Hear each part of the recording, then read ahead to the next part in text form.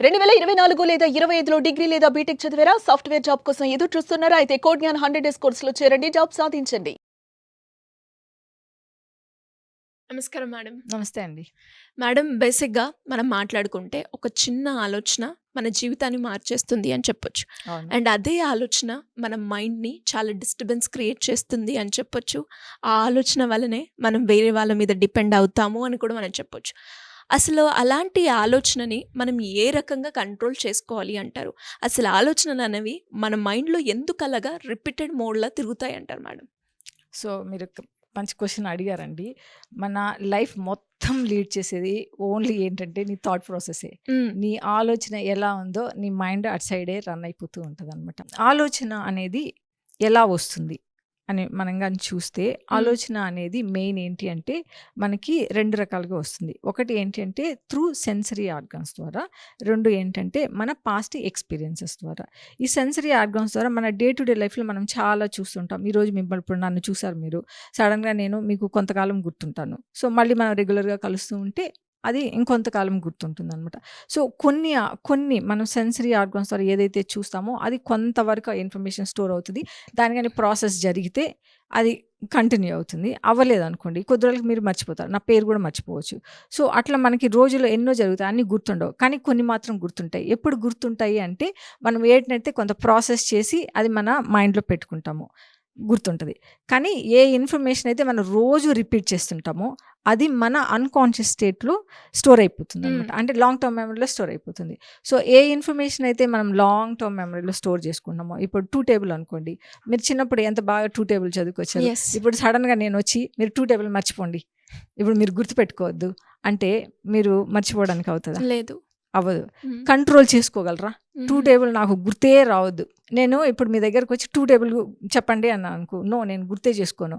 అంటే అది అవ్వుతాం అంటే జరగదు. అవును. అంటే ఇక్కడ చెప్పడం ఏంటంటే, మన సెన్సరీ ఆర్గాన్స్ ద్వారా మనం ఏవైతే చూస్తామో, వింటామో వాటిని మనం ఎక్కువగాని ప్రాసెస్ చేయకపోతే ఆటోమేటిక్‌గా నీ నుంచి వెళ్ళిపోతాయి. సో, నువ్వు వాటినేమి కంట్రోల్ అంటే చేసుకోవాల్సిన అవసరం లేదు. మేడం మీరన్నట్టుగానే కొన్ని ఆలోచనలు మనం బాగా గుర్తుంచుకుంటాం. ఇంకొన్ని మర్చిపోతూ ఉంటాం. ఎగ్జాక్ట్‌లీ. అలా గుర్తుంచుకోవడానికి రీజన్ ఏంటి? ఏదైతే ఇన్ఫర్మేషను చాలా సార్లు రిపీట్ జరుగుతుందో, మైండ్‌లో. ఇప్పుడు మైండ్‌లో ఇప్పుడు మనము 2 టేబుల్ చాలా సార్లు మనం చదువుకొని ఉంటాము. సో, ఆటోమేటిక్‌గా నీకు అది గుర్తుండిపోయింది. ఇప్పుడు మనము కొన్ని చిన్నప్పుడు ఎక్స్‌పీరియన్సెస్ మన ఫ్రెండ్స్‌తో ఉండటము, లేకపోతే వాళ్ళ చిన్నప్పుడు ఆ ఫేస్‌లు కానీ, మనకెవరైనా గిఫ్ట్‌లు ఇవ్వటం, మనం ఎవరైనా ప్రైజ్ చేయటము, ఏదైనా కూడా మనకొక సాడ్ సంఘటనలు జరిగుంటాయి. అవన్నీ మన మైండ్‌లో చాలా స్టోర్ అయ్యే ఉంటది. అవి ఎక్కడికి పోవు. అంటే పర్టిక్యులర్ ఇన్సిడెంటు చాలా ఇంపాక్ట్ ఎక్కువ ఉండటం వల్ల కూడా మన మైండ్‌లో స్టోర్ అయి ఉంటది. ఎర్లీ ఇన్ఫర్మేషన్ కూడా చాలా స్ట్రాంగ్. ఇప్పుడు మీ చైల్డ్‌హుడ్ మెమరీస్ తొందరగా మర్చిపోరు. కానీ ఆ తర్వాత ఇన్ఫర్మేషన్ చాలా మర్చిపోతూ ఉంటారు. సో, ఫస్ట్ ఎర్లీ ఇన్ఫర్మేషన్ ఉంటది కదా! అది చాలా స్ట్రాంగ్‌గా స్టోర్ అయిపోతూ ఉంటది. ఇప్పుడు ప్రతి వాళ్ళ బిహేవియర్ చూడండి, ఈ యాంగ్జైటీ, ఓసీడీలు ఏవన్నా చూడండి, ఇవన్నీ ఎక్కడి నుంచి వస్తున్నాయి అంటే, ఆ చిన్నప్పుడు ఏవైతే ఎక్స్‌పీరియన్స్ అయ్యున్నారో ఆ ఇంపాక్ట్ వాళ్ళ మీద చాలా ఉంటుంది.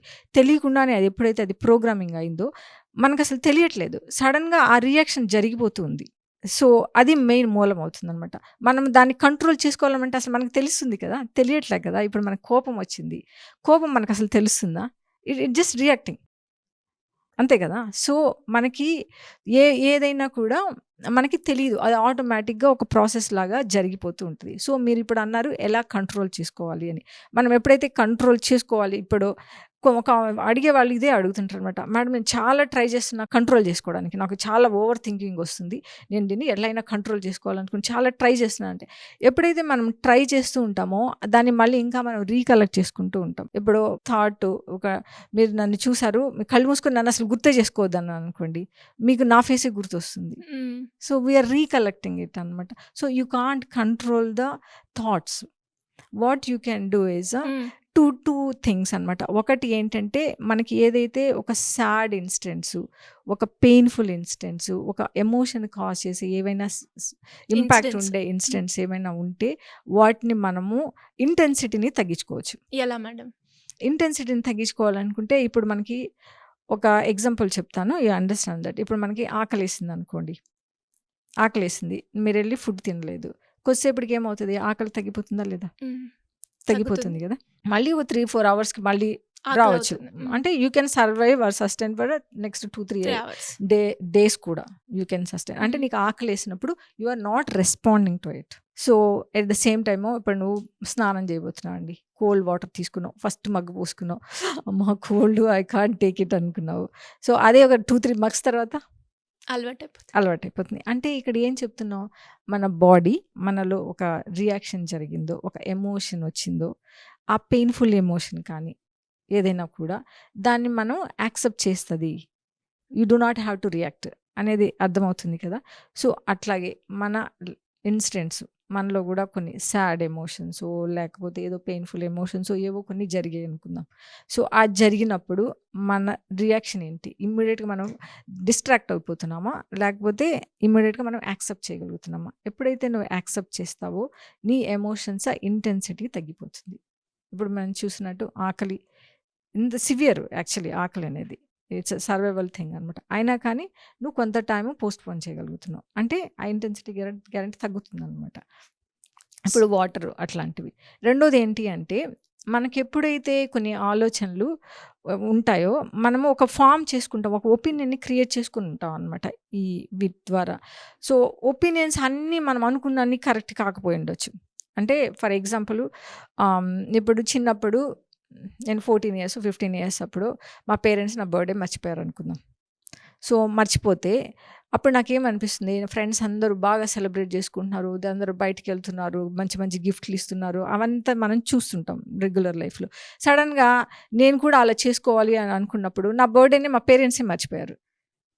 పిల్లలకి ఏం అర్థమవుతుంది ఆ టైంలో అంటే ఐఎమ్ వెరీ అన్ఫార్చునేట్ చైల్డ్ ఏమో, మా పేరెంట్స్ లేకపోతే నేనేమన్నా మంచోడిని కాదేమో, లేకపోతే మా పేరెంట్స్ నాది అంటే నా బర్త్డేనే మర్చిపోయారు అని మనం బాధపడిపోతాం.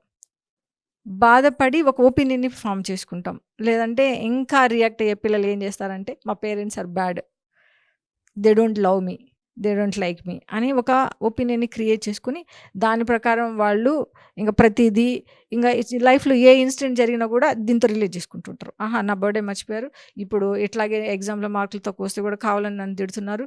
ఇవన్నీ ఒకదానికి తెలియకుండానే ఒపీనియన్ని +1 లాగా స్ట్రాంగ్గా చేసుకుంటూ ముందుకు వెళ్ళిపోతుంటారు అనమాట. కానీ ఇక్కడ ట్రూతే లేదు అన్న విషయం వాళ్ళకి కూడా తెలియదు కదా.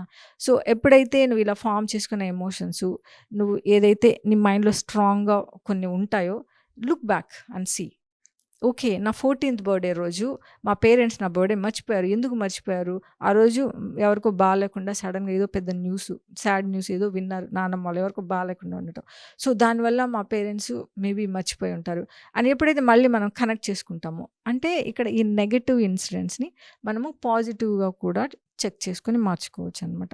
సో అట్లా ప్రతి ఒక్కటే అండి. మనము ఒక ఫ్రెండ్కి ఫోన్ చేసాము, రెస్పాండ్ అవ్వలేదు, అరే వీడు నా కాల్ ఎత్తట్లేదు, అందరు కాల్స్ ఎత్తుతున్నాడు, ఏమైంది వీటితో, నిన్నడా బాగానే మాట్లాడి ఎన్నో ఆలోచిస్తూ ఉంటాం అనమాట.